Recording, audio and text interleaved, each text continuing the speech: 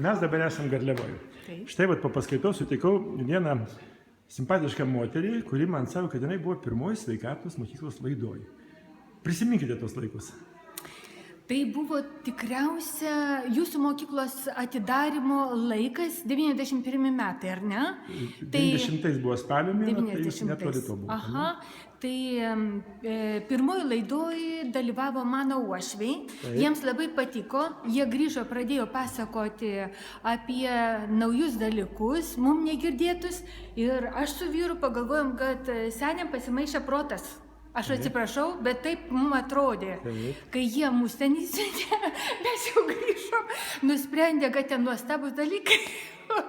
Ir nuo to laiko aš seku visą informaciją, dedu omen ir dalinuosi su savo skaitytojais, su savo klubu.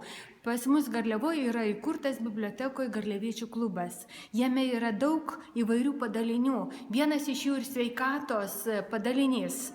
Ir va, kaip tik gegužės mėnesį mes kalbėsim apie sveikatą. Aš esu bibliotekininkė, Birutė Ruzgienė, atėjau čia šiandien į tą paskaitą su gerbiamu Dainiu Kepeniu, kad pasitikrint save, ką aš žinau, ko nežinau ir kas yra naujo. Man viskas labai tiko, labai dėkoju Jums. Be galo džiaugiuosi šiandien diena ir kad jūs čia gyvai matau. Praėjo 25 metai nuo mūsų pasimatymo pirmojo. Kaip jums atrodo, Lietuvoje per tą laiką kažkas įvyko rimtesnių permainų, ar dar jos kaip prieš akis, kaip manote? Jeigu sveikatos atžvilgiu, tai man atrodo, kad žmonės labai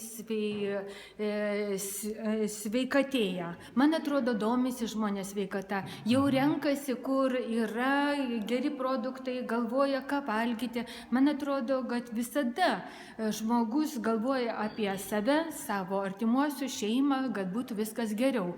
Bet ne visiems taip gaunasi. Ir iš tikrųjų, pavyzdžiui, mes irgi bibliotekoje darbuotojas pakalbam, nu kągi valgėt, nuėjai į parduotuvę, viskas tuose pokeliuose.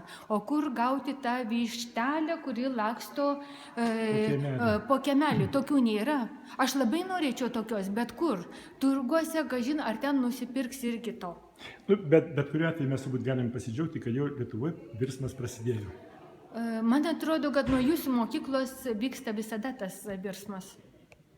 Ačiū Jums. Malonu buvo pasimatyti po daug metų. Ačiū labai, labai dėkoju.